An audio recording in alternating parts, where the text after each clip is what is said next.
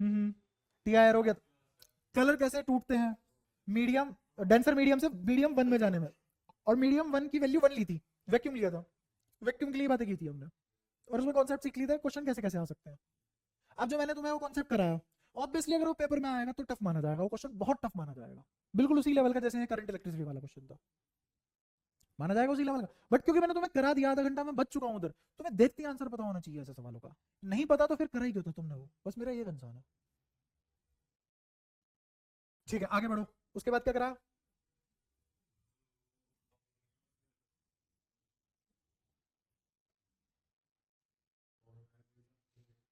वो तो मैं ही खोल लूंगा यार, पर तुम्हें पता होना चाहिए ना ये सब। मैं तो आगे, मेरे को तो ये है कि भाई मैंने पिछली कहानी कहां तक सुना दी, उससे आगे की सुनानी है। तुम्हारे लिए कहानी थोड़ी ना भाई, तुम्हारी तो जिंदगी बनाने वाली चीज है वो। कहाँ है इसमें माई कंप्यूटर ये?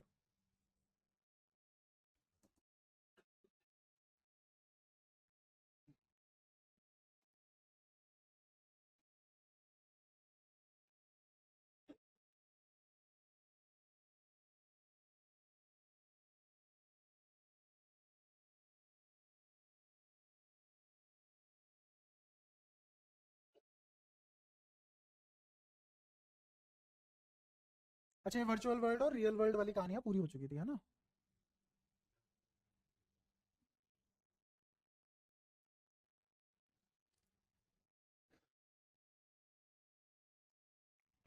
आओ आगे कहानी स्टार्ट करें।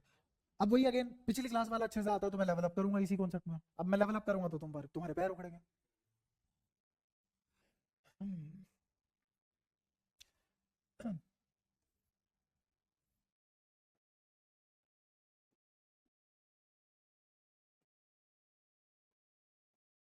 मुझे बताओ, ये मैंने सिनेरियो दिया, म्यू 1 म्यू 2 में से कौन बड़ा कौन छोटा, ये सवाल है मेरा।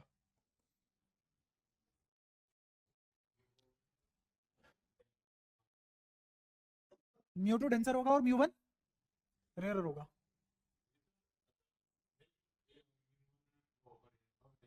म्यू 1 डेंसर होगा, तो इसका मतलब म्यू 1 बड़ा हो जाएगा वैल्यू वाइज, तभी S2 छोटा मिलेगा मुझे, क्योंकि मैं इसी मीडियम से इसको देख रहा हूँ, तो एक्चुअल डेप्थ तो उसकी छोटी है, बाहर से दिखाई देने पे बड़ी दिख रही है, तो पक्की बात है बाहर वाला डेंसर है तभी तो बड़ी दिख रही है। ये सब सीख लिया था हमने, है ना?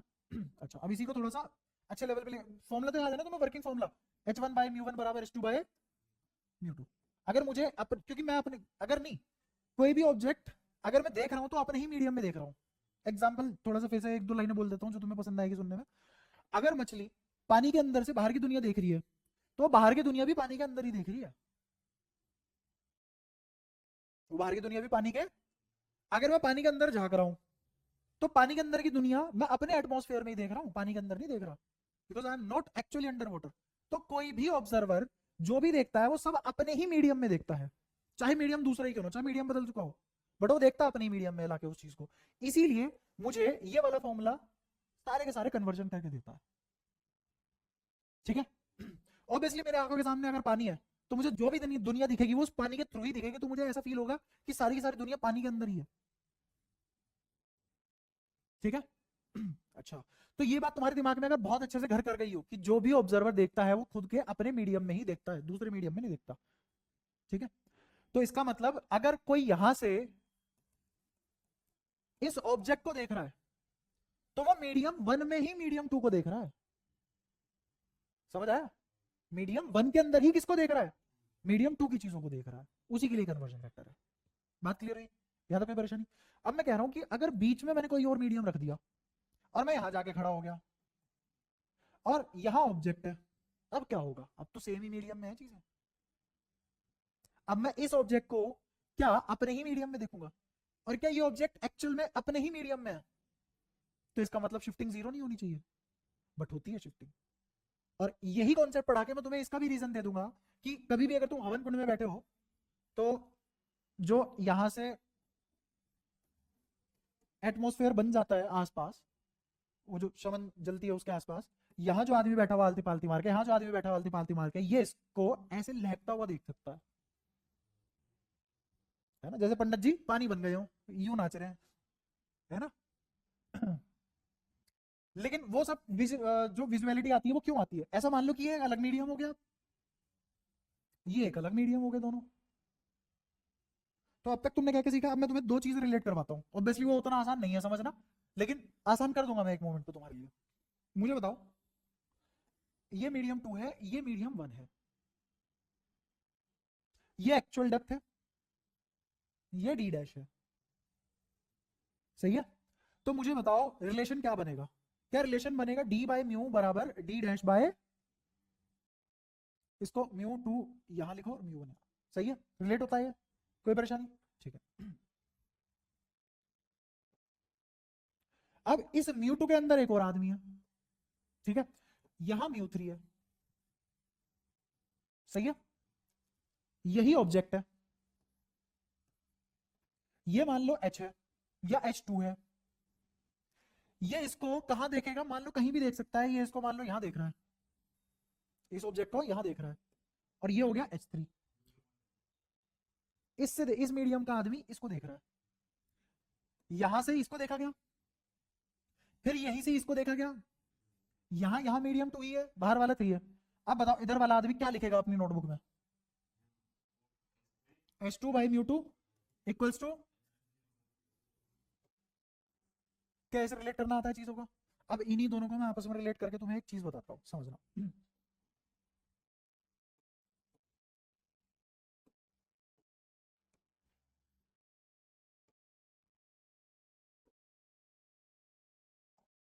ये कोई ग्लास स्लैब है, ठीक है? यहां कहीं ऑब्जेक्ट रखा हुआ है, एक डॉटेड लाइन बना लेते हैं।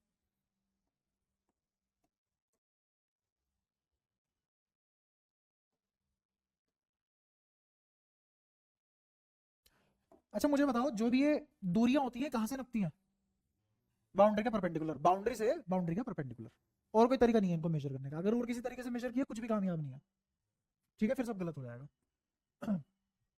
यहाँ है कोई भी आदमी, यहां से देखेगा यहाँ की चीजें, मान लो यहाँ एक ऑब्जेक्ट है, यहाँ ऐसे रखा हुआ है, बाउंड्री से परपेंडिकुलर दूरी इस ऑब्जेक्ट की x मान ली मैंने,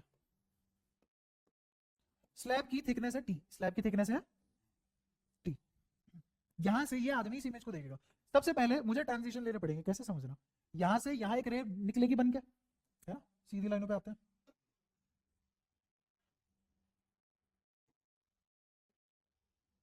ये जाएगी ऐसे, यहाँ एक नॉर्मल बनेगी, ठीक है? और फिर मुझे बताओ ये टुवर्ड्स या अवे?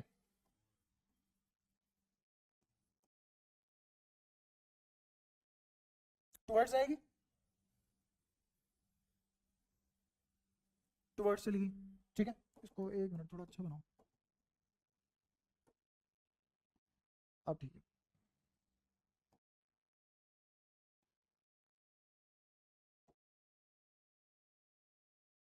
टुवर्ड्स गई, बस यहीं रुक जाओ।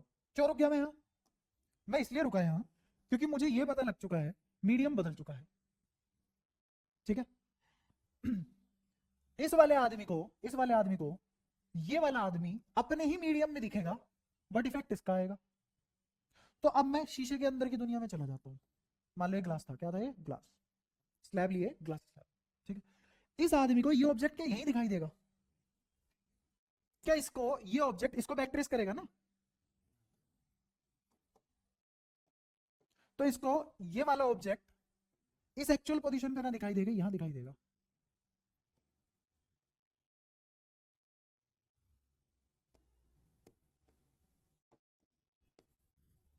ठीक है? ये क्या है? ऑब्जेक्ट किसके लिए? For slab. ये क्या है? ऑब्जेक्ट, ऑब्जेक्ट नहीं, इसको इमेज लिखो, इमेज फॉर स्लैब। उस आदमी की इमेज नहीं है, वो आदमी ये नहीं देखेगा। वो आदमी अगर इसके अंदर आ जाए, ग्लास के अंदर, और ग्लास में ही सब कुछ देखे, तो ऐसे दिखेगा। क्या ये फालतू आया इससे? और आना भी तो प्रूव कर दूं, देखो अभी सारी की सारी दूरियां कहां से नपती है? ये है ना आज के दिन वर्किंग बाउंड्री, क्लियर है? इस बाउंड्री से ये आदमी यहां से देख रहा है, तो ये आदमी क्या लिखेगा? ये आदमी क्या लिखेगा? यहां से यहां तक कोई तो दूरी मान लो, वही मुझे पता नहीं है, तो मैंने टाइम बीइंग क्या मान ली? वो एच मान लो, कुछ भी मान लो, तो ये दूरी एच मान ली। बताओ ये आदमी क्या लिखेगा? ये वाला आदमी क्या लिखेगा? सब कुछ तुम्हारे सामने है। ये लिखेगा h अपॉन 1 बराबर, बोलो शाबाश, बस यही गलती कर सकते हो तुम, यहीं से निकल गए, खत्म। सामने वाले में क्या लिखेगा, x अपॉन 1। तो मुझे बताओ यहां से h बराबर म्यू x नहीं आया, और ये म्यू तो ज्यादा होगा ना 1 से, रिफ्लेक्टिव इंडेक्स डिफाइन उस तरीके से होता है ना, और रिलेटिव है नहीं, वो बाहर वाला 1 लिया हुआ है। तो मुझे बताओ अगर म्यू की वैल्यू 1 से बड़ी है तो h तो म्यू टाइम्स x आएगा ना, आना भी था, तभी तो बड़ा दिखा, दिख गया। अगर कोई ग्लास के अंदर से, ग्लास के अंदर की दुनिया से इस ऑब्जेक्ट को देखे तो उसको यहां दिखाई देगा, वो म्यू एक्स दूरी पे, इस ऑब्जेक्ट को वो कहां पाएगा, यहां पाएगा, अगर वो ग्लास के अंदर से देखता। बट क्या वो ग्लास के अंदर से देख रहा है, वो तो आगे से देख रहा है। इसके लिए जो वर्किंग बाउंड्री थी वो ये थी, बाउंड्री 1। इस आदमी के लिए वर्किंग बाउंड्री क्या है, 1। इस आदमी के लिए वर्किंग बाउंड्री कौन सी होगी, 2।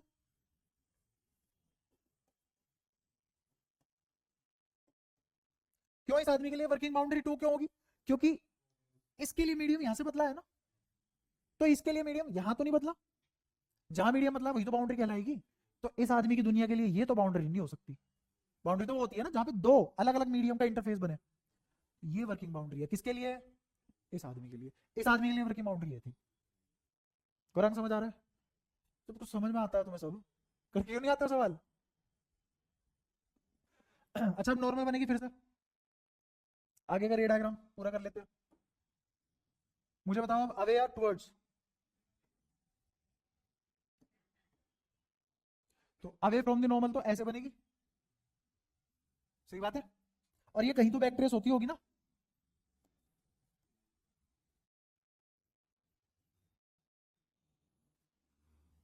सही है। रे डायग्राम पे ध्यान मत देना, अगेन ये सब अपने छलावे के लिए है, असलियत में ऐसा कुछ नहीं है। वो तो मुझे पता है कैसा बिहेव होगा, ये अंदर भी आ सकती थी लाइन बन के, ये यहाँ भी आ सकती थी, यहाँ भी आ सकती थी, यहाँ भी आ सकती थी, यहाँ भी आ सकती थी, ऑफ कोर्स इससे बाहर तो नहीं जाएगी, ठीक है। मुझे बताओ एक्चुअल में इमेज की दूरी क्या है, या ऑब्जेक्ट की दूरी क्या है एक्चुअल में, वो बताओ इस बाउंड्री से,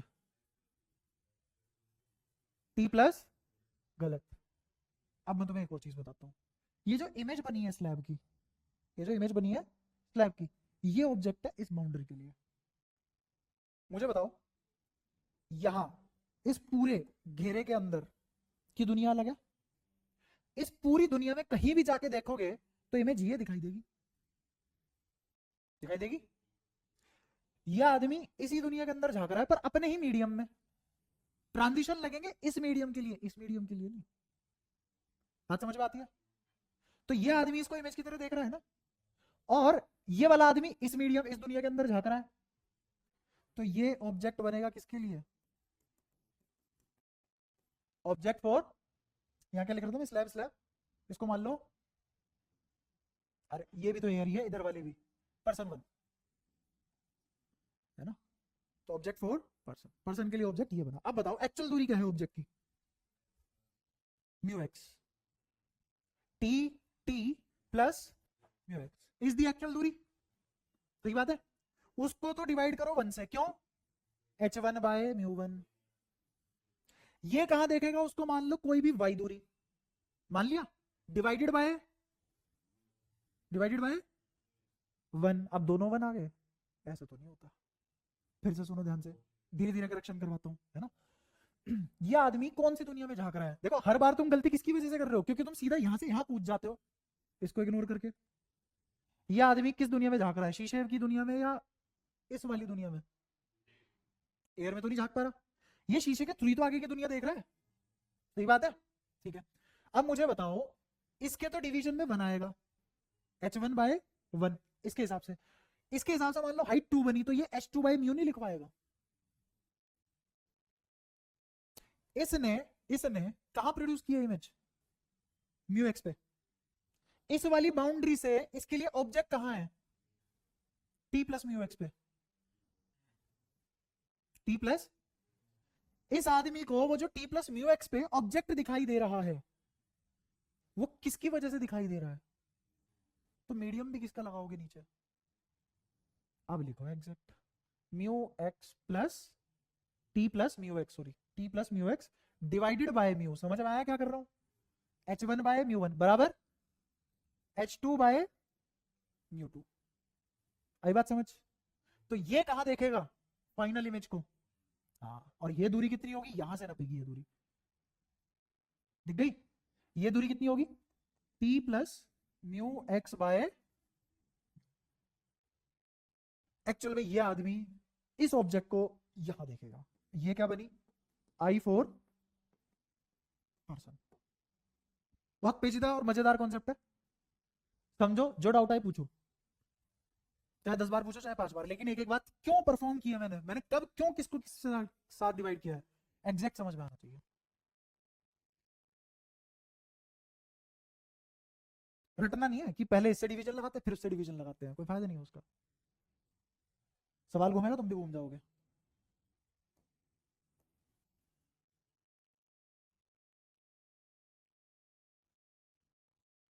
जब लगे हाँ एक एक चीज समझ में आ चुकी है बता देना, फिर आगे बढ़ेंगे।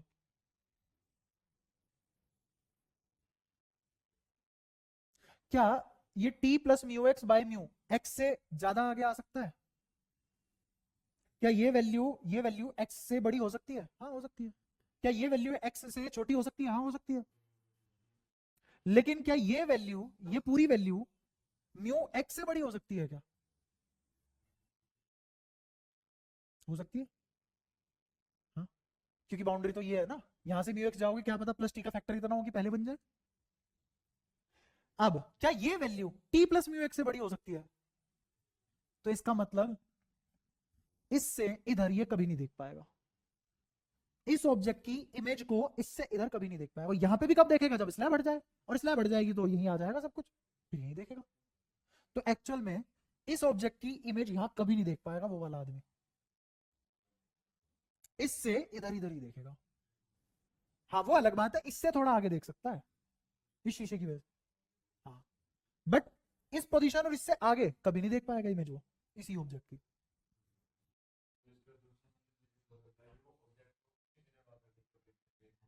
ऑब्जेक्ट की जगह पे भी कभी नहीं देख सकता, इसका मतलब ये था ही नहीं बीच में, हाँ हाँ, या फिर यहां पे भी देख सकता है वो, ये पूरी की पूरी वैल्यू टी से भी छोटी हो सकती है,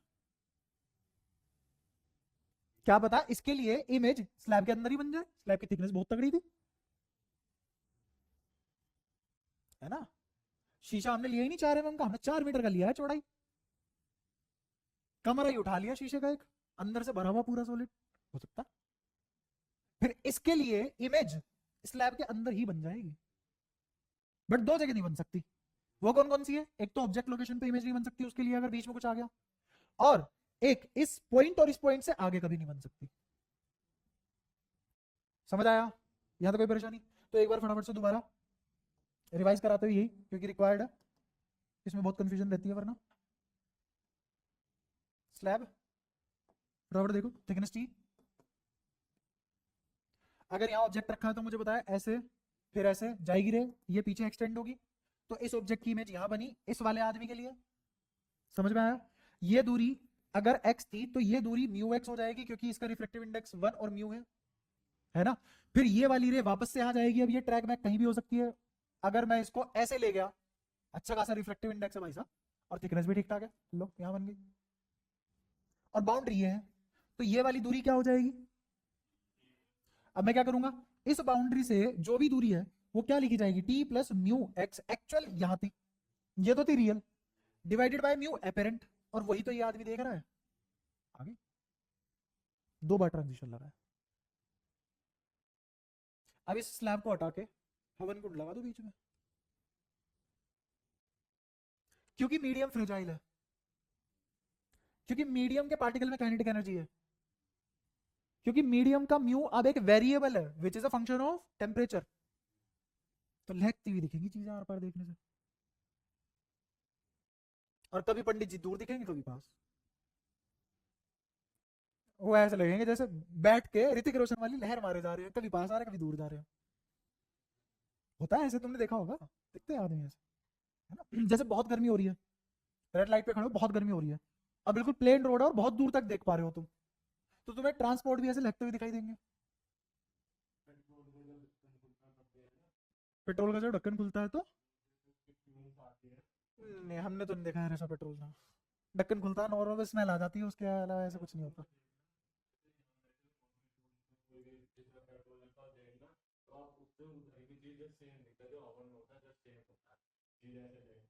इतना शौक हुआ नहीं कभी पेट्रोल का।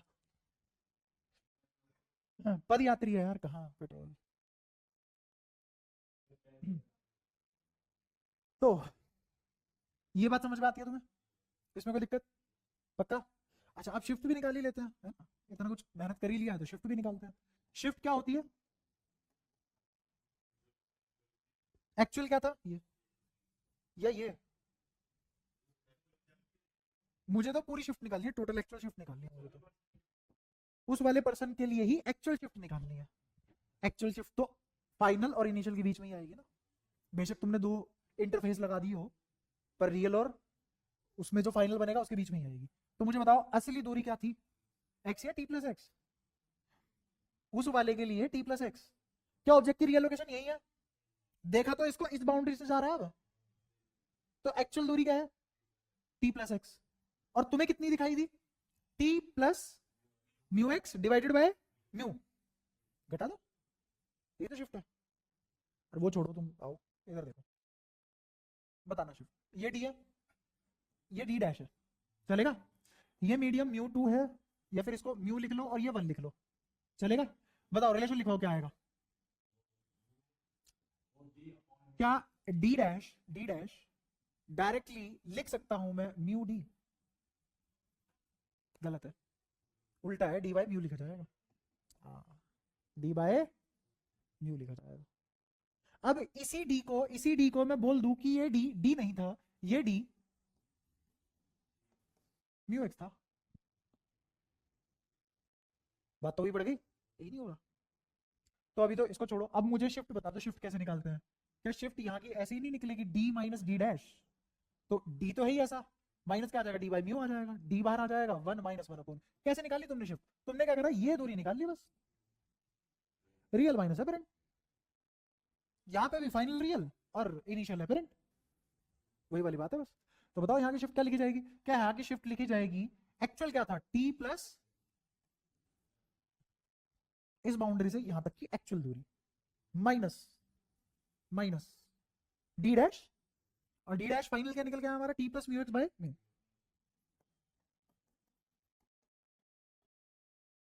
बताओ कोई दिक्कत? सोल्व करो।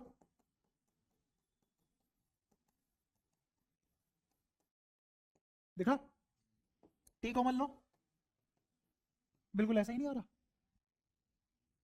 बट वो एक्चुअल दूरी है और ये एक्चुअल दूरी नहीं है, थिकनेस है। जब बीच में कोई तीसरा मीडियम आ जाता है ना, दो मीडियम के बीच में, या दो मीडियम के बीच में कोई दूसरा मीडियम आ जाता है, तो फिर इस पे डिपेंड नहीं करता ऑब्जेक्ट कितनी दूर रख रहे हो, उसके मतलब ही नहीं है उस चीज से। बताओ पूरे एक्सप्रेशन में शिफ्ट के कहाँ एक्स आया, कहीं नहीं आया। ये सिर्फ और सिर्फ किस पे डिपेंड करेगा, थिकनेस पे, और रिफ्लेक्टिव इंडेक्स कितना है।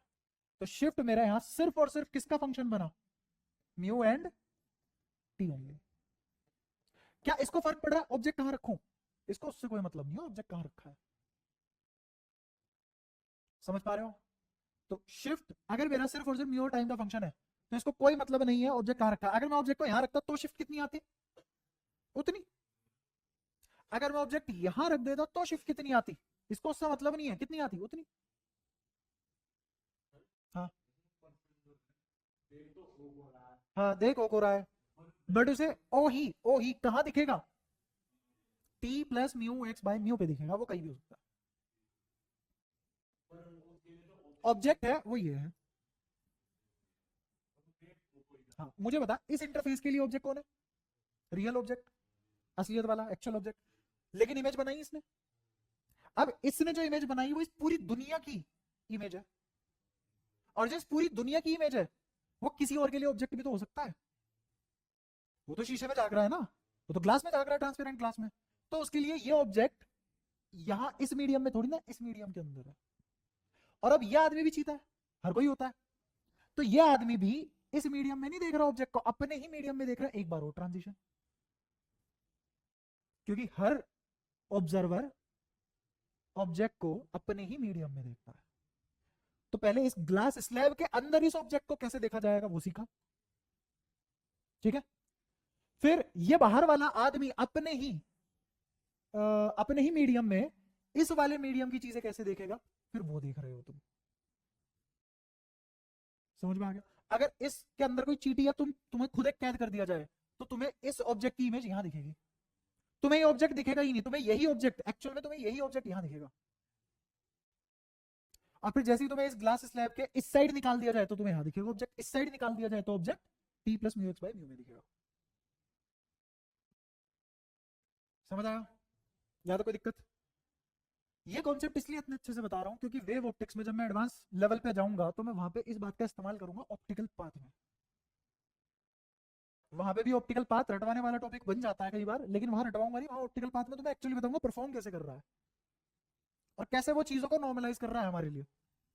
क्योंकि वेव ऑप्टिक्स में एक ऐसा एक्सपेरिमेंट है जो one of the best 10 experiment in the history में गिना जाता है आज तक और गिना जाएगा हमेशा। Young's experiment revolutionary, one of the revolutionary experiment. अगर हमने पूरा सिलेबस इतना बढ़िया पढ़ा है और इस एक्सपेरिमेंट को बिना फील के साथ पढ़ लेंगे तो पाप नहीं लगेगा।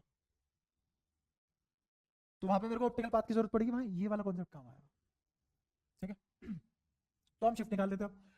अब ये शीशा ऑब्जेक्ट कहां रखा है उससे मतलब नहीं रखता, इसकी जो शिफ्टिंग पावर है वो दिखा देगा ये।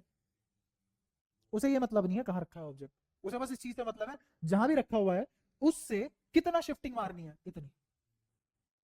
अब ये मेरे सवाल कैसे आसान करता है, सवाल ऐसे आसान करता है, समझना। कॉनकेव मिरर,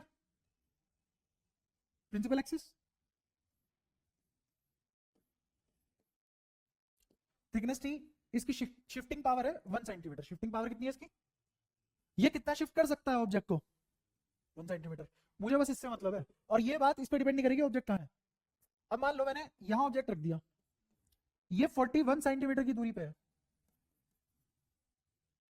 ठीक है। तो जो मेरी फाइनल इमेज बनेगी वो 41 सेंटीमीटर के हिसाब से नहीं बनेगी। गैस करो कितने सेंटीमीटर के हिसाब से बनेगी? इसकी वजह से मैं एक्चुअल यू क्या लूंगा, क्योंकि इसने 1 सेंटीमीटर की शिफ्ट मार दी होगी, क्योंकि इसकी शिफ्टिंग पावर 1 सेंटीमीटर है, उसको मतलब ही नहीं ऑब्जेक्ट कहां रखा हुआ है। क्या ये 41 होगा तभी ये 40 करेगा? अगर ये मान लो 39 होता तो ये कितना हो जाता? अगर ये 78 होता ये कितना हो जाता? बस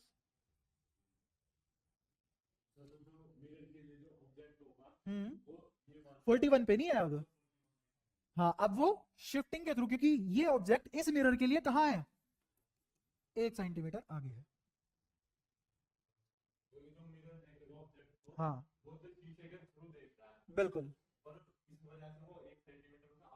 हाँ, क्योंकि इसके लिए जो इंसिडेंट रे आएगी वो इस दुनिया से आ रही है, और इस आदमी के लिए ये वाली दुनिया इन्फिनिटी तक फैली हुई है। मेरे लिए जैसे एक्वेरियम में मछली है, और एक्वेरियम है मान लो ऐसे ही कोई 1.5 बाय 2 फुट का एक्वेरियम, 1.5 बाय 2 फुट का, पक्की बात है इनफाइनाइट तो नहीं है, बट एक्वेरियम के अंदर जो मछली रहती है उसको पानी कहां तक फैला हुआ दिखाई देगा? इन्फिनिटी तक। ये तो दुनिया ही वही है। बात समझ में आई? तो अगर इस साइड से कोई भी रे आती है तो वो इस मीडियम से आ रही है, क्योंकि इस दुनिया के लिए ये वाला मीडियम इन्फिनिटी तक फैला हुआ है, और इस मीडियम की पूरी दुनिया यहां वाला आदमी अपने ही मीडियम में देखेगा। और उसके लिए मुझे क्या चाहिए? मुझे कन्वर्ट करना आना चाहिए ना अपनी दुनिया से दूर, और वो कौन सा फॉर्मूला है जो कन्वर्ट करके देता है? h1/μ1 h2/μ2। अपना सच दूसरे का सच मैच करवाते हैं हम ऐसे।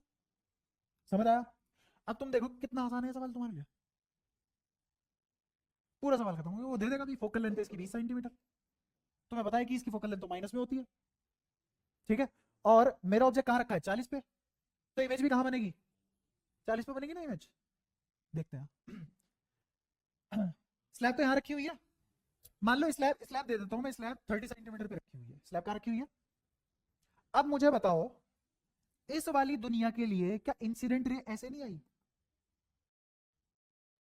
तो इधर वाले प्राणी को इमेज उन रे से आती हुई दिखेगी जो 1 सेंटीमीटर शिफ्ट हो चुकी होंगी। तो इमेज कहां बननी थी? 40 पे। कहां बनेगी? रंगीला खेल है पूरा। लेकिन उसके लिए जिसको चीजें समझ में आती है, वरना फॉर्मूले पे ले चले जाएंगे इंसान। हम्म, टकरा के आएगी ना। क्या रियल रे है जो इधर आ रही है? रिफ्लेक्ट होके तो असलियत की रे आएगी ना, तो क्या एक्चुअल रे है? अब इसी दुनिया के लिए इंसिडेंट रे की डायरेक्शन क्या इस डायरेक्शन में नहीं आ रही, और इधर वाले इंसान के लिए इंसिडेंट रे इस डायरेक्शन में आ रही है ऑब्जेक्ट से, और जब इमेज बनी तो इंसिडेंट रे की डायरेक्शन ही आई। उसको थोड़ी ना पता है किसी ऑब्जेक्ट की इमेज कैरी कर रहा है, उसको तो ये लग रहा है कि भाई इंसिडेंट रे मेरे पास आ रही है, और जो इस मिरर के लिए इमेज है वो मेरे लिए ऑब्जेक्ट है। मैं तो इमेज देख रहा हूं ना, तो मैं जो इमेज देख रहा हूं असलियत में वो क्या है? मेरा ऑब्जेक्ट है।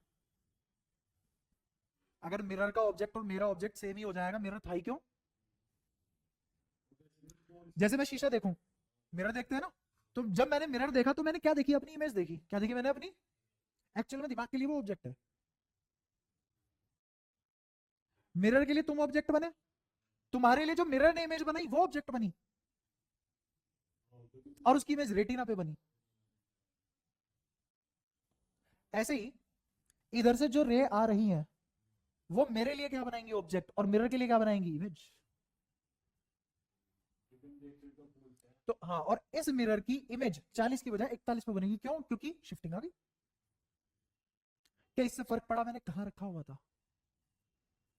अच्छा, अब एक और काम करते हैं, इसको हटा दो, फोकल लेंथ 10 सेंटीमीटर ले लो, बोलो क्या है अब, क्या होगा क्या नहीं?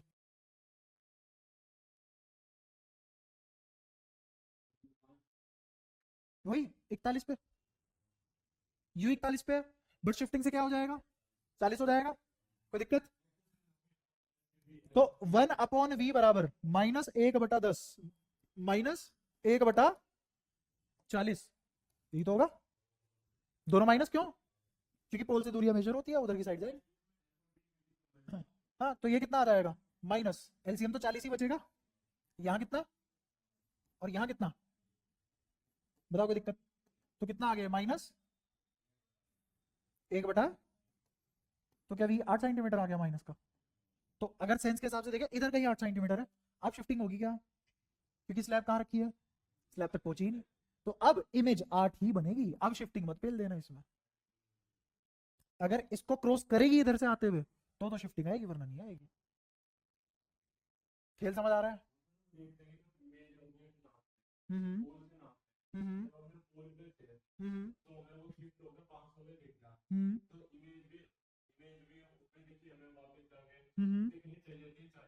हम्म। कौन? कौन से वाली इमेज को शिफ्ट करवा रहा है बता? वो तो इमेज 41 पे बनी है ना, शिफ्ट तो हुई है। 40 पे बननी थी, 41 पे शिफ्टिंग होगी। चलो मैं इसका भी राज खोल देता हूँ, तुमने पूछा अच्छा लगा मुझे, कुछ तो पूछना चालू कर रहे हो तुम। हाँ, इसका डाउट है कि मुझे कैसे पता लग रहा है कि सर इस बार इस साइड शिफ्ट होगी, इस बार उस साइड शिफ्ट होगी। यही है ना एक्चुअल डाउट तो। समझे? सवाल समझ गए इसका तुम दोनों भी? इसका सवाल ये है कि सर आपने यहाँ स्लैब रख दी, तो कभी तो आप राइट में शिफ्ट करा दे रहे हो, कभी लेफ्ट में। ये क्या नहीं मानूंगा? उसका भी समझो। पहले तो एक लॉजिक देता हूँ, हमेशा शिफ्टिंग हमेशा इंसिडेंट रे की डायरेक्शन में होती है,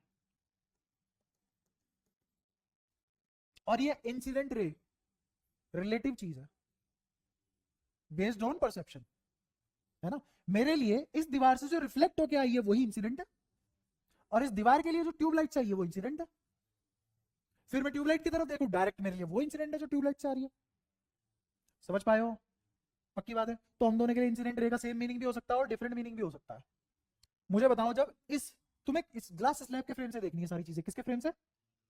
या ग्लास स्लैब के मीडियम से देखनी है सारी चीजें। इस ग्लास स्लैब के मीडियम से ये वाली डायरेक्शन किसकी है? ऑब्जेक्ट से जो रे आएगी वो इंसिडेंट रे। अब इसी ग्लास स्लैब में हो ना तुम, रे अगर इधर से आने लग जाए तो यही डायरेक्शन किसकी है? और हमेशा शिफ्टिंग किस डायरेक्शन में होती है? अब देख ले, कर ले मैच। अब मैं ये कैसे पता लगाया, ये कहां से रट के लाया मैं? ये भी तो पता होना चाहिए ना। चलो मैंने तुम्हें फंडेबाजी दे दी, अब मैं एक और काम करता हूँ, क्योंकि बात पूरी बताओ तभी मजा है ना। अगर वो अपनी औकात में है जानने के, ऐसा नहीं है बात पूरी बताओ तो सर पूरी फिजिक्स भी पता होनी चाहिए। तो आओ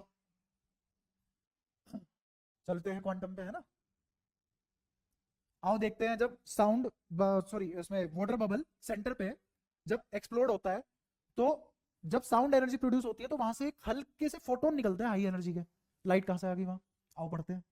अपनी औकात से परे वो चीजें है ना, तो वो सब तो नहीं, इतनी इच्छा है, लिमिट इच्छा औकात के अनुसार, ठीक है। तो म्यू1 और म्यू2, मुझे नहीं पता कौन सा रिफ्लेक्टिव इंडेक्स बड़ा है कौन सा छोटा है, और तुम ये रख के गए हो घर से, पक्की बात है गलत करोगे। अब मैं पूरी बात समझाता हूँ, सुनना। मैंने जो शिफ्टिंग का फॉर्मूला निकाला वो क्या निकाला, T1/μ। और अब तक मैं तुम्हें शिफ्टिंग में सिर्फ और सिर्फ क्या लेके चलाया कि बाहर वाला 1 है अंदर वाला डेंसर है बाहर वाला। मैंने कहा कि बाहर वाला 1 नहीं है, ये म्यू1 हो गया म्यू2 हो गया। जैसे ही तुमने म्यू1 म्यू2 देखे तुरंत तुम इसकी जगह क्या बोल दोगे, भैया हाथ खड़े हमारे हैंड्स अप म्यू आर। तो फॉर्मूला क्या लिखा जाएगा, टी, फॉर्मूला क्या लिखा जाएगा, T1 माइनस क्या लिख दोगे इसको, म्यू1/म्यू2 लिखा जाएगा। अब मैं तुम्हारे सामने कुछ बातें खोलता हूँ। अगर मैंने कहा कि म्यू1 छोटा है म्यू2 से, तो 1 में से 1 से छोटी क्वांटिटी घट रही है। सुनते रहे ना एक एक अल्फाज, 1 से छोटी क्वांटिटी घट रही है, still positive, shifting positive, incident ray की डायरेक्शन में। जो मैं पढ़ा रहा था वो जस्टिफाई कर दिया। बट व्हाट इफ म्यू1 बड़ा हो जाए म्यू2 से, नेगेटिव आ गई शिफ्टिंग। अब शिफ्टिंग इंसिडेंट रे क्या अपोजिट डायरेक्शन में होगी।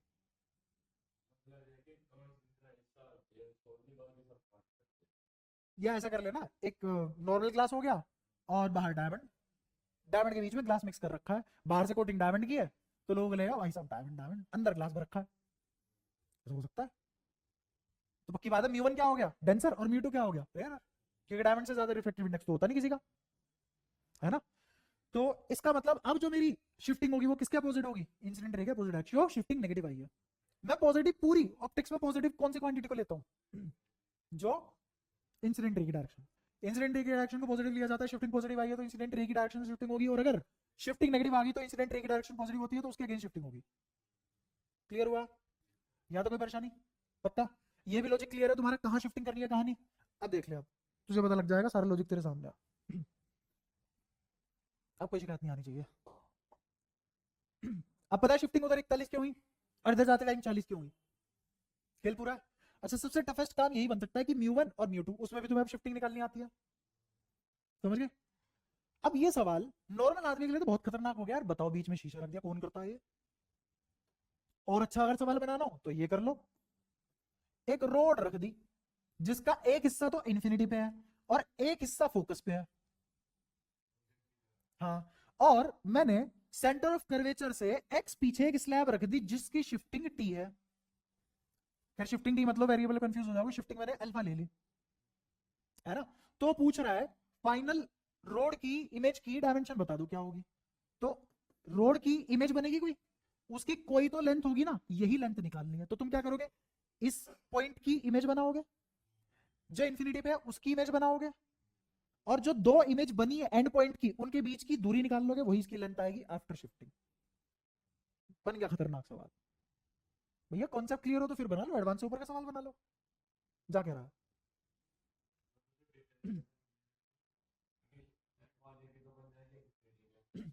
जो इंफिनिटी पे है उसकी कहां बनेगी, एफ पे, आफ्टर शिफ्टिंग, आफ्टर।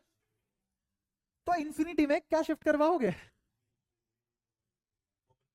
फोकस पे बनेगी। अब ये वाला पॉइंट कहां है, फोकस पे, तो इसकी कहां बनेगी, इंफिनिटी पे, करवा लो शिफ्ट। तो ग्लास स्लैब डालने के बाद भी हमें पता है हमारे क्वेश्चन को कोई दिक्कत नहीं है, मेरी लेंथ इनफाइनाइट है, जो पहले थी वही है, क्योंकि मैंने पॉइंट ही ऐसा चुने हैं।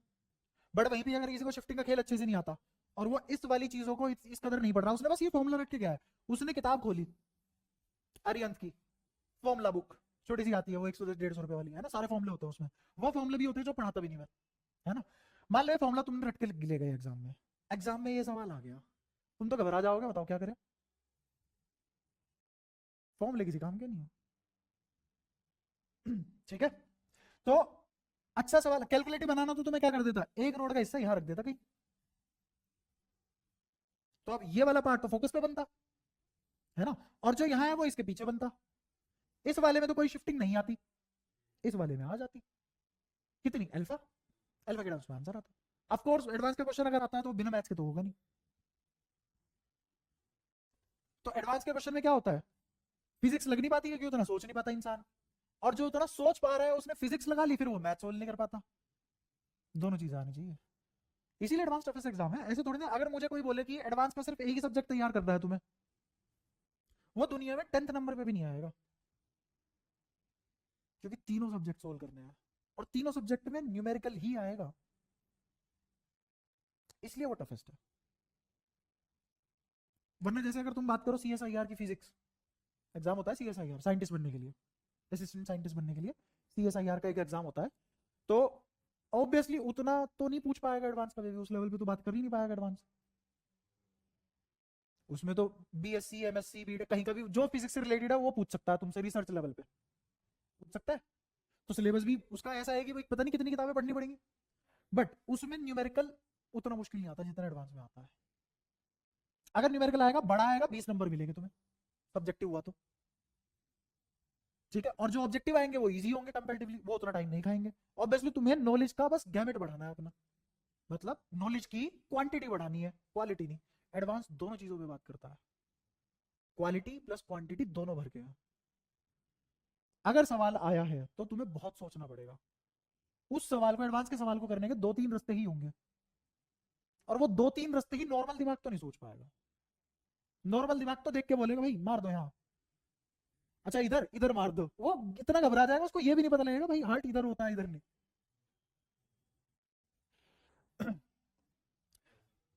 तो शिफ्टिंग का कॉन्सेप्ट पता लग गया तुम्हें। अब इसमें एक टाइप की चीजें और होती है, एक टाइप की चीजें और कैसे, जैसे मान लो फिर से एक और चीज देखते हैं, जैसे ये मीडियम μ1 हो गया, ये मीडियम μ2 हो गया, ये H2 ये H1, तो मेरा रिलेटिव फॉर्मूला क्या बनेगा, H1 बाय μ1 बराबर H2 बाय μ2। सही बात है। मतलब क्या है इस बात का, इस बात का मतलब ये है कि अगर यहाँ पे कोई इंसान इसको देख रहा है, तो वो क्या देखेगा कि ये पानी नहीं है, ये पानी को हटा के क्या लगा दी गई, हवा। और अब अगर यहाँ पानी की बजाय हवा होती तो वो कहाँ देखता, इसी ऑब्जेक्ट को इस लोकेशन पे देखता। ये मतलब है इस बात का, ये सब बातें इस फॉर्मूले में इनकार्नेटेड है ना। अच्छा, अगर इतनी बात तुम्हें समझ में आती है तो मैं बस इतना सा चाहूंगा कि अगर ये मूव करने लग जाए, अगर मेरा ये भी फंक्शन ऑफ टाइम बन जाए, ये भी फंक्शन ऑफ टाइम बन जाए, तो सोल्व करने के लिए मेरे पास एक ही तरीका है, उसके अलावा कोई और तरीका नहीं है, differentiate with respect to t. अगर इसको डिफरेंशिएट करोगे टाइम के रिस्पेक्ट में, तो ये क्या आ जाएगा v1 बाई म्यू वन, ये क्या आ जाएगा v2 बाय, तो जो इसमें फॉर्मूला वैलिड है वही इसमें भी है, अगर चीजें मूव करता है। अब एक गजब की बात बताता हूं, अगर मेरा H1 घटा, सॉरी अगर मेरा H2 घटा, जरूरी है H1 भी घटे, तो जरूरी है H1 भी घटे। सवाल है अगर मेरा H2 घटा, क्या जरूरी है H1 घटे, क्या मजबूरी है उसकी, रिफ्लेक्टिव इंडेक्स फिक्स है, ऊपर वाले का μ1 फिक्स है और नीचे वाले का μ2 फिक्स है, इन दो में तो कभी बदलाव नहीं आया। तो एक काम करो ना, इसको लिख लो μ1 बाई μ2 और इसको लिख लो H1 बाई H2। अब अगर μ1 बाई μ2 कांस्टेंट है, होता भी एसनेस लो, तो H1 बाई H2 भी कांस्टेंट होना चाहिए। तो अगर H1 बाई H2 कांस्टेंट है और तुमने H2 घटाया, तो H1 को भी। और मजे की बात बताऊं, जिस मोमेंट तुम H2 बढ़ा है ना H1 से, जिस मोमेंट तुम H2 को जीरो कर दोगे, एग्जैक्ट उसी मोमेंट H1 भी जीरो होगा, क्योंकि ये पॉसिबल ही नहीं है कि तुमने ऑब्जेक्ट यहां रख दिया उसकी इमेज यहां दिखाई दे जाए, पॉसिबल ही नहीं है। अब तो शिफ्टिंग आएगी नहीं, शिफ्टिंग जीरो हो गई, शिफ्टिंग जीरो हो गई तो H1 H2 सेम लोकेशन पे आएंगे, ये पिछली क्लास में देखा भी था हमने। तो इसका मतलब दोनों एक साथ जीरो होंगे, इसका मतलब दोनों एक साथ जीरो होंगे। तो जितने समय में H2 इंटरफेस पे आएगा, उतने ही समय में H1 भी इंटरफेस पे आ जाएगा। Both require same amount of time to become zero, इसलिए फॉर्मूला लीनियर है और वैलिड है। क्या मैंने तुम्हें मैथमेटिकली भी समझा दिया, फील के साथ भी समझा दिया। तो इसका मतलब जैसी रफ्तार इसमें होती है वैसी ही रफ्तार यहां से दिखाई देती है, और अगर मेरा इंटरफेस पे आ जाती है चीजें, तो रफ्तार कॉमन हो जाती है। बात समझ में आती है, कोई परेशानी। और अब मैं इन दो की अलग अलग रफ्तार नहीं देखूंगा, एक ही रफ्तार देखूंगा। अगर इस मीडियम में आ गई, ऐसे चलते चलते आ गई बाहर पानी से, तो अब तो दो रफ्तार नहीं बनेगी, अब तो एक ही बनेगी। दो क्यों बन रही थी, क्योंकि मैं अपने मीडियम में देख रहा था पानी की चीज है, और पानी के मीडियम के लिए वो अलग सच था, इसलिए दो अलग बातें थी। सारी बातें क्लियर है। तो ये फॉर्मूला यहाँ इस सिचुएशन में काम करेगा, जो H में काम करता है वही V में भी काम करेगा। तो जैसे एक छोटा सा सवाल अगर तुम्हारे लिए बना दिया जाए कि भाई 4 मीटर पर सेकंड से ये ऑब्जेक्ट दौड़ रहा है, ऑब्जेक्ट क्या मान लो मछली है,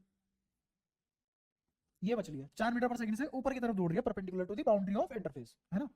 ये आदमी इस मछली को देख रहा है, ये है 1 रिफ्लेक्टिव इंडेक्स में, ये है 3/2 रिफ्लेक्टिव इंडेक्स में, मतलब पानी। याद कर लो 3/2 पानी का होता है ना। अब मुझे बताओ ये आदमी इसकी क्या रफ्तार देखेगा, ये आदमी इस मच्छी की क्या रफ्तार देखेगा। Velocity of fish seen bye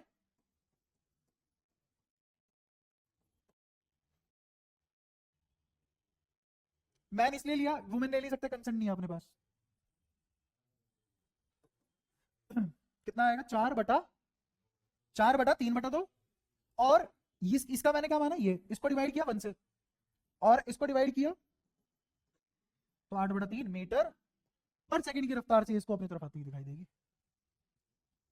अब इस बात का मतलब समझो, इस बात का ये मतलब है कि ये आदमी इस मछली को अपने ही मीडियम में आते हुए देखेगा।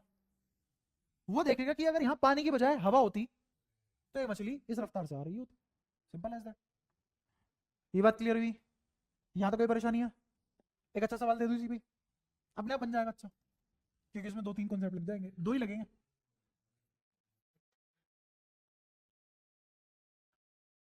ये मान लो कोई बॉल है, ये जा रही है 2 मीटर पर सेकंड से, ठीक है, 2 ही metre per second, reflective index 1 है। ये मच्छी 4 मीटर पर सेकंड से जा रही है ऊपर की तरफ और इसका रिफ्लेक्टिव इंडेक्स 3/2 ले लो। तुम्हें निकालना है velocity of ball with respect to fish और फिर निकालो velocity of fish with respect to ball. इसी से मैं तुम्हारे फंडेबाजी कॉन्सेप्ट और सवाल तीनों क्लियर करवा दूंगा। कोई सा भी निकाल लो, मर्जी है तुम्हारी। हाँ, मैं किसके रेस्पेक्ट में निकाल रहा हूँ, यहाँ इस कॉन्सेप्ट को बहुत ध्यान से समझना। अगर नजर हटी तो दुर्घटना घटी, वो वाला सीन है, तुरंत समझ नहीं आएगा नजर हटते। नहीं नहीं नहीं नहीं, अब ये एक बार मेरे को कराने दे, फिर ये वाला तुम करना, क्योंकि अगर तुम एक बार अपने तरीके से सोल्व कर बैठे तो तुम एक्सेप्ट नहीं करोगे जब मैं बताऊंगा, फिर तुम अपने वाले पे अड़े रहोगे, है ना। अब सुनो ध्यान से, तो दिमाग में गलत चीज आने से पहले ही मैं सही फीड कर देता हूँ। Fish with respect to ball का मतलब क्या है कि बॉल के रेस्पेक्ट में फिश की कितनी होगी। तो मुझे बताओ बॉल की रफ्तार 2 है, किसके फ्रेम से या किस मीडियम से, एयर मीडियम से, तो बॉल की रफ्तार 2 ही है। एयर मीडियम से बॉल की रफ्तार 2 ही है। इस एयर मीडियम से कितनी होगी इसकी रफ्तार, अलग होगी, पक्की बात है ना। अच्छा एक और चीज, इस पानी में के अंदर से इस मछली की रफ्तार कितनी है। अगर पानी के अंदर देखो मछली की रफ्तार 4 ही है, पानी के अंदर देखो मछली की रफ्तार 4 ही है। देखना किसको है, बॉल को कि फिश को, बॉल को, क्योंकि विद रिस्पेक्ट टू बॉल निकाल रहे हैं, विद रिस्पेक्ट टू बॉल निकाल रहे हैं। तो पहले तो तुम ये सीखो कि बॉल इस फिश को अपने मीडियम में किस रफ्तार से आती हुई देखेगी, समझ पाए। फिर बाद में रिलेटिव वेलोसिटी वाला कॉन्सेप्ट लगाना पड़ेगा, वरना मन में क्या लालच आता है, ये 2 ये 4 6 होगी, और तुरंत गलत हो जाएगा, समझना। अब मैं पहले क्या निकालूंगा, velocity of fish in air medium divided by क्या लिखूंगा 1 बराबर क्या लिखूंगा 3/2, कितना आ जाएगा 8/3। ये वेलोसिटी ऑफ फिश है इन एयर मीडियम।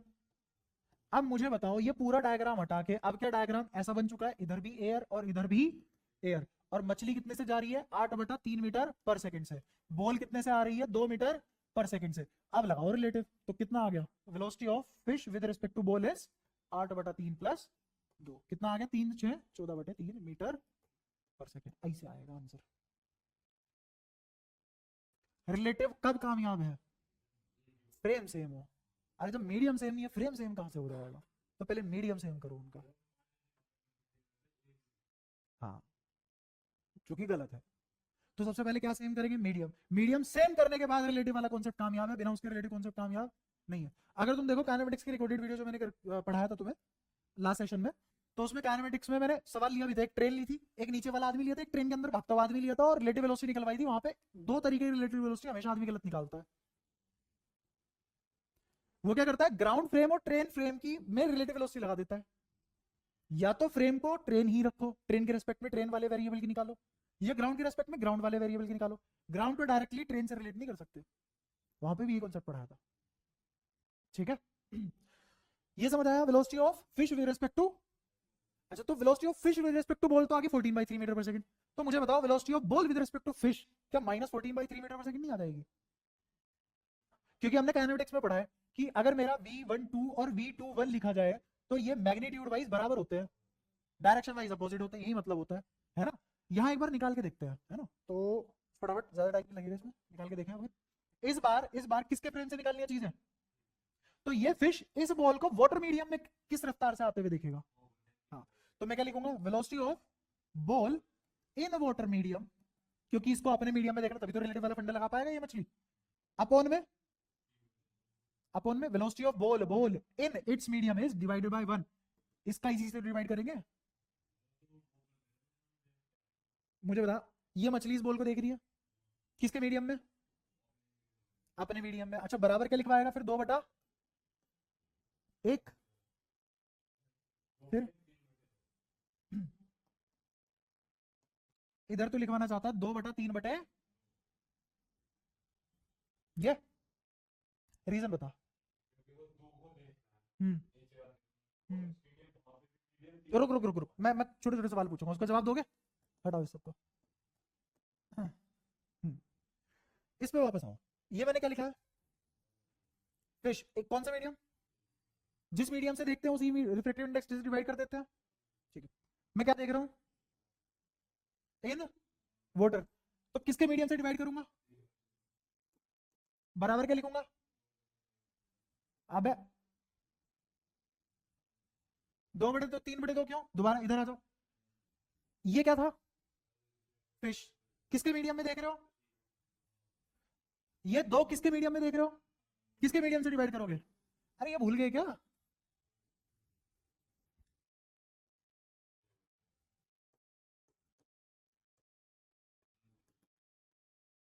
वाइजली जरूरी है। नॉलेज और विजडम में यही फर्क है। नॉलेज होना कोई ऐसा बहुत बड़ी बात नहीं है, नॉलेज का यूज होना बड़ी बात है ना। पैसा हो तो जरूरी नहीं है कि तुम अमीर हो, पैसे का इस्तेमाल आना चाहिए तब अमीर हो। ठीक है, तो कितना आ गया? किससे मल्टीप्लाई कर देंगे इसकी? 3/2 से, 2 कटता हुआ दिख रहा है, कितना आ गया? 3 आ गया। तो मुझे बताओ, अगर ये मछली इस बॉल को अपने ही मीडियम में देखे तो कितनी रफ्तार से आती हुई दिखाई देगी? अब ये 3 से आती हुई दिखाई देगी ना इसे अपने ही मीडियम, क्योंकि यहाँ भी मीडियम कौन है? वाटर। नीचे भी मीडियम कौन है? वाटर। तुम्हें बनाना आता है ना वाटर वाटर दोनों कैसे बनाते हैं, दोनों एयर एयर कैसे बनाते हैं। और यहाँ से ये कितने से जा रही थी? 4 से। तो इस मछली को बॉल कितने रफ्तार से आती हुई दिखाई देगी? बराबर तो ना है। पता है बराबर क्यों नहीं है? क्योंकि यहाँ मीडियम वाटर है, वहां मीडियम एयर है। बराबर तब आते हैं जब मीडियम सेम होते हैं। समझ आ गया? कोई कंफ्यूजन नहीं छोड़ी है मैंने। मैंने काइनेमेटिक्स से रिलेट भी करा दिया, वहां क्यों सेम आते थे और यहाँ क्यों सेम नहीं आ रहे वो भी बता दिया। क्या ये इस टाइप का सवाल अगर तुम करना जानते हो, इतनी तुम्हारी अंडरस्टैंडिंग है मीडियम को लेके, तो इतनी अंडरस्टैंडिंग मोर देन इनफ है मीडियम को लेके। नहीं, दोनों ठीक है। अरे तो बोल, बोल की जगह आदमी होता फिर। दोनों ही सच है। और मैंने तुम्हें पढ़ाते टाइम ही बोल दिया था, रियल डेप्थ अपेरेंट डेप्थ वाला टॉपिक तो शुरू कर रहा हूँ, खत्म करते करते रियल और अपेरेंट में फर्क नहीं छोड़ूंगा मैं। दोनों ही रियल होंगे, दोनों ही रियल है। ठीक है, ऑफ कोर्स बन सकता है। मैं तुम्हें जो जो टॉपिक पढ़ाया है, तुम नहीं सोच रहे कि बहुत बढ़िया सवाल वाकई में बन सकते हैं हर टॉपिक से। हर टॉपिक से बहुत बढ़िया सवाल बन सकते हैं। ईएमआई भी लगा सकते हो, हाँ। अरे किसी, अगर तुम्हें ये कॉन्सेप्ट आता है, ये कॉन्सेप्ट आता है, ये कॉन्सेप्ट आता है, जैसे कोई मेरे से पूछे कि मैं एडिशन जानता हूँ, डिवीजन जानता हूँ, सब्ट्रैक्शन जानता हूँ, क्या मैं सिंप्लीफिकेशन का सवाल नहीं बना सकता? ये चौथी पांचवी छठी की बात हो गई। मैं सारे चैप्टर फिजिक्स के अच्छे से जानता हूँ, आगे क्या होता है वो भी जानता हूँ, और वो मेरे कॉन्सेप्ट इतने ज्यादा क्लियर है कि मैं रिलेट कर सकता हूँ। तो मैं भी तो एक ऐसे सवाल बना सकता हूँ जो बहुत सारे कॉन्सेप्ट इंक्लूड कर ले और अच्छा बन जाए, जैसे सिंप्लीफिकेशन के सवाल बनते हैं। वही थी मैं। आओ एक और चीज देखो अब। इसका नाम सुना होगा तुमने, इसका मीराज सुने हो? अब मिराज होता क्या है समझना। ये मोस्टली डेजर्ट में पाया जाता है। क्यों डेजर्ट में ही? क्यों? डेजर्ट हो गया, या फिर रोड वगैरह हो गई, रोड्स वगैरह, है ना, एटसेट्रा, ऐसी जगह भी पाया जाता है। इसका भी रीजन है क्यों। डेजर्ट रोड, ये तारकोल है, ये तो चारकोल होता है, तारकोल। और हाँ तेरे ऑलरेडी लगा हुआ है ना, क्या दिक्कत है? क्यों बोला? बोलेगा तो फिर मेरे मुंह से निकलेगा ही भाई। नहीं वो रोज उतारता है, उतरने से पहले चढ़ जाता है। शाइनिंग के लिए सरसों का तेल कामयाब है। तारकोल पे रगड़ के देखो कभी, जब मजबूती आती है। खैर और ज्यादा उस डायरेक्शन में जाता है क्योंकि फिर मैं उस डायरेक्शन में गया फिर बहुत सारी चीजें उधर भी अनलॉक हो जाएंगी। तो सैंड और चारकोल, इन दोनों की ही स्पेसिफिक हीट बहुत कम होती है। अगर तुम थोड़ा बहुत जानते हो व्हाट इज स्पेसिफिक हीट, तो ये होता है कि हीट को कितनी देर तक सस्टेन करके रखता है। जैसे एक छोटा सा एग्जांपल देता हूँ, हमेशा पानी ही क्यों यूज किया जाता है हॉट पैड में? क्योंकि उसके पास स्पेसिफिक हीट बहुत ज्यादा होती है। स्पेसिफिक हीट मतलब ये होता है कि वो बिना टेम्परेचर बढ़ाए, बिना सॉरी सॉरी बिना स्टेट चेंज किए टेम्परेचर बढ़ा सकता है खुद का। तो सैंड तो स्टेट चेंज नहीं कर सकता, चारकोल भी अपनी स्टेट चेंज नहीं कर सकता। अगर वो स्टेट चेंज नहीं करेंगे तो क्या बढ़ाएंगे? सिर्फ टेम्परेचर बढ़ाएंगे। समझ आया? लेकिन पानी के अंदर क्या होता है? पानी के अंदर स्टेट चेंज हो जाएगी, ज्यादा टेम्परेचर दोगे तो स्टेट चेंज हो जाएगी। तो वो लेटेंट हीट स्टोर करा लेता है। Latent heat, sand latent heat store नहीं करा पाएगा। जैसे ही एब्जॉर्ब करेगा तुरंत फेंक देगा। पानी एब्जॉर्ब करके रखेगा अपने पास बहुत देर तक। तो सैंड की स्पेसिफिक हीट बहुत कम होती है, नहीं कर पाता है लेटेंट हीट, एब्जॉर्ब करते ही फेंक देता है बाहर। ठीक है, कोई दिक्कत? अच्छा, जैसे अगर तुम देखो, रात के टाइम अगर तुम नंगे पैर चलो तो तुम्हारे पैर उतने नहीं जलेंगे। लेकिन अगर पानी टंकी में गर्म हो चुका है सूरज की धूप से, रात को 12 बजे टंकी खोलोगे उतना ही गर्म पानी आता हुआ दिखाई देगा, क्योंकि वो बहुत देर तक गर्म रहता है। गर्म हो जाए, ठंडा हो जाए तो बहुत देर तक ठंडा रहता है। लेकिन वहीं पे स्टोन सैंड ये सब क्या होते हैं, जल्दी ठंडे हो जाते हैं, जल्दी ही। मतलब उनकी स्पेसिफिकेट कम है, पानी की ज्यादा है। मैंने अगेन तुम्हें एक्जैक्टली स्पेसिफिकेट नहीं बताई है क्योंकि वो 11th में बताई जाती है, बट मैंने तुम्हें उतना बता दी जितने से फील आ जाए। अब रेगिस्तान है या फिर कोई रोड है, उस पर चारकोल बिछा हुआ है या सैंड बिछा हुआ है, सनरेज आएंगी, सीधा एब्जॉर्ब होते ही रिलीज कर देगी हीट की फॉर्म में। क्या यहाँ पे हीट बहुत ज्यादा है? हीट बढ़ने से क्या टेम्परेचर बढ़ चुका है? टेम्परेचर बढ़ने की वजह से kinetic energy of medium particle बढ़ चुकी है। क्या अब ये बहुत दूर दूर भागेंगे, कोलिजन होगा? क्या मेरा मीडियम लेस डेंस हो जाएगा? लेस डेंस होगा तो मेरा रिफ्रैक्टिव इंडेक्स घटेगा। जी हाँ। तो सबसे कम रिफ्लेक्टिव इंडेक्स रेत की सतह के पास मिलेगा या रेत के ऊपर किसी पर्टिकुलर हाइट पे मिलेगा? सतह के पास। जो जो एटमॉस्फेयर की लेयर सैंड के सबसे ज्यादा पास होगी उसका रिफ्लेक्टिव इंडेक्स सबसे कम होगा। और जैसे जैसे अपनी हाइट बढ़ाओगे, जैसे जैसे अपनी हाइट बढ़ाओगे वैसे वैसे रिफ्लेक्टिव इंडेक्स बढ़ता जाएगा। बताओ यहां तक कोई परेशानी? उल्टा भी तो बोल सकते हैं, तो मैंने हाइट की सेंस दिखाई है तुम्हें, ऐसे रटना नहीं होता। अगर मैं हाइट ऐसे ले लूं तो जैसे जैसे मैं ऊपर से नीचे की तरफ आऊंगा एटमॉस्फेयर में वैसे वैसे रिफ्लेक्टिव इंडेक्स, तो लो ऊपर से नीचे आ रहा हूँ हाइट घट रही है, तो रिफ्लेक्टिव इंडेक्स। इसलिए मैं कह रहा हूँ रटो मत, किसी भी चीज को समझो, क्योंकि अगर मैं हाइट ऐसे ले रहा हूँ तो हाइट बढ़ रही है, इंडेक्स घट रहा है। समझ आया? अच्छा, अब एटमॉस्फेयर को लेयर की फॉर्म में समझो। ऐसे इनफाइनाइट लेयर मिला के एक 5x5 का एटमॉस्फेयर बनता है। जैसे मान लो 5 मीटर की हाइट है, तो 5 मीटर की हाइट 0 से लेके 5 मीटर तक पहुंचने में इनफाइनाइट लेयर ऑफ एटमॉस्फेयर आ चुकी होंगी। वैलिड है? पतली पतली लेयर मान ली एटमॉस्फेयर की। अब मुझे बताओ, ऊपर वाली लेयर से नीचे वाली की लेयर की तरफ आते हुए म्यू घटेगा बढ़ेगा? घटेगा। तो मुझे बताओ, अगर यहां और यहां इन दो मीडियम इस इंटरफेस को क्रॉस किया जाए तो मैं बढ़ते रिफ्लेक्टिव इंडेक्स की तरफ जा रहा हूं घटते रिफ्लेक्टिव इंडेक्स की तरफ?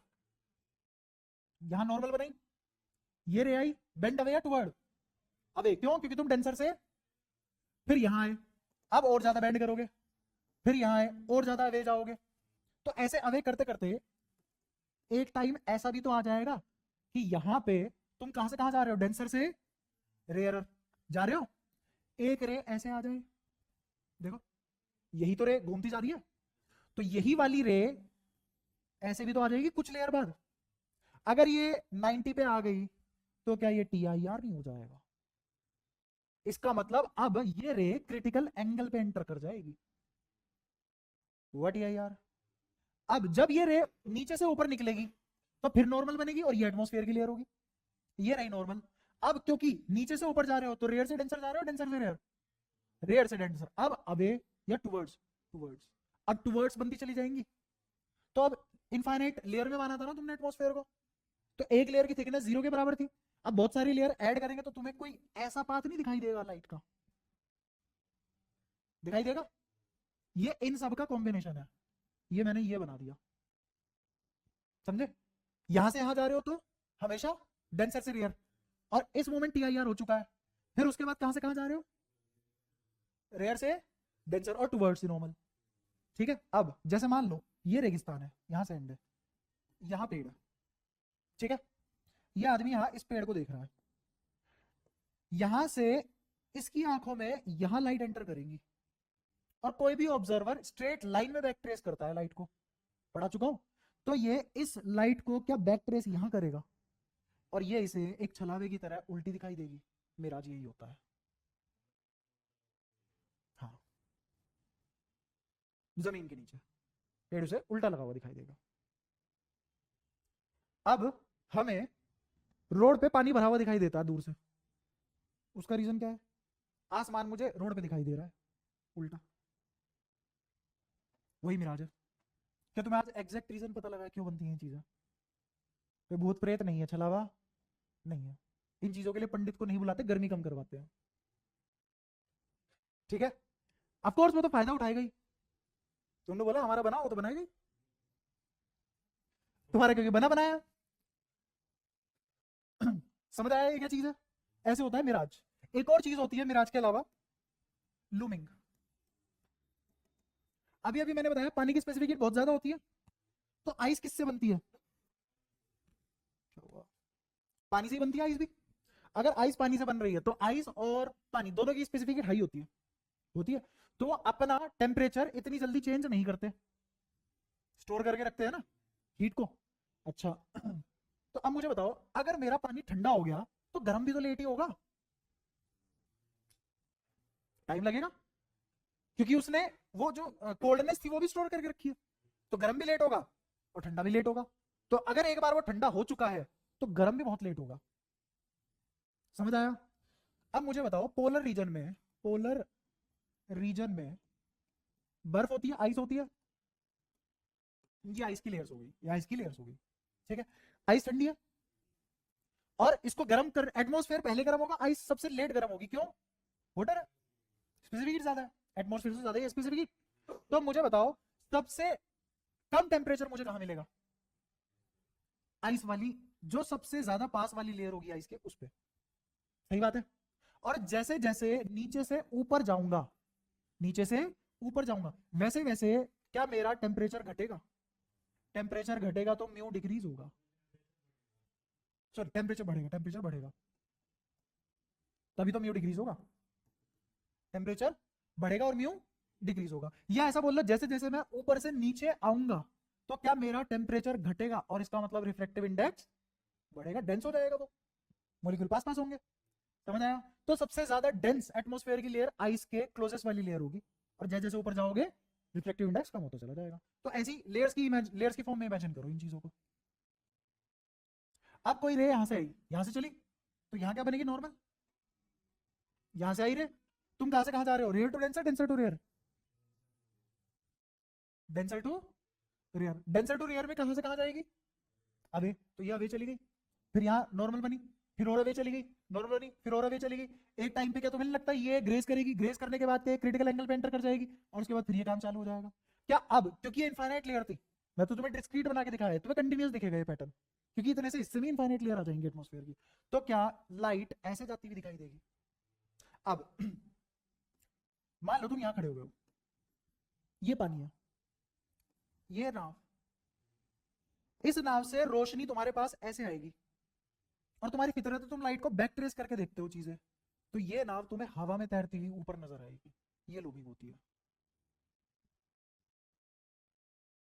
ऐसे होता है जैसे तुम पोलर रीजन में हो, तो कुछ विजन एंगल्स ऐसे बनते हैं कि तुम शिप देख रहे हो, बहुत बड़ा शिप है, और वो शिप तुम्हें आसमान में उड़ता हुआ नजर आ रहा है। और क्योंकि पोलर रीजन थोड़ा चार्ज के साथ बहुत ज्यादा खेलता है, क्योंकि वहां पे इकट्ठे होकर घूमते हैं, चार्ज का बवंडर होता है, वही नॉर्दर्न लाइट्स है ना। तो बोला ऐसे जाता है कि जैसे पोलर रीजन होता है, ठंड भी होती है, वहां बर्फ होती है, सीनरी भी अच्छी अच्छी होती है, देखने में बहुत सुंदर लगता है, तो ऐसा बोला जाता है heaven assisted by northern lights. और क्या बोलते हैं उसको? बोरियोलिस ओरा इफेक्ट, है ना। ओरा की स्पेलिंग बहुत खराब होती है, अरोड़ा होती है, ऐसे कुछ स्पेलिंग है ना। तो इसको ओरा ओरा बोरियोलिस इफेक्ट बोलते हैं। हाँ अलग है, और अगर नॉर्वे में है तो अलग है। हाँ वो सब, वो तो बात की बात है, खैर, है ना। तो ये सब इफेक्ट है और ये सब असिस्ट हो गया, तो लगता भी है क्या पता हम मैं सच में स्वर्ग आ गया हूँ, क्या पता भगवान ने मेरे लिए जहाज भेजा है ना। तो फिर वहां भी पंडित जी बुलाए जाते हैं, और तुम बने बनाए बैठे हो तो वो तो बना के जाएंगे, बट है वो लूमिंग, है वो। तो ये सब किसकी एप्लीकेशन है, ये जो हमने टी आई आर और refraction by plane surface, T I R और refraction by plane surface. Plane surface के नाम पे प्रिज्म और बचा है हमारे पास करने को। प्रिज्म होती प्लेन रिफ्रैक्शन खत्म, फिर सिर्फ और सिर्फ क्या बचेगी, स्फेरिकल रिफ्लेक्शन। स्फेरिकल रिफ्लेक्शन खत्म होती, चैप्टर खत्म हो जाएगा। ठीक है। यहाँ तक बताओ, कोई दिक्कत, कोई डाउट? क्या तुम्हें आज एग्जैक्ट पता लग गया लूमिंग और ये सब आगे से याद रहेगा एग्जैक्टली होता कैसे है, बिट बाय बिट, ये सब रीजन होते हैं इनके। और अगेन इतना मुश्किल नहीं होता ये सब। ठीक है।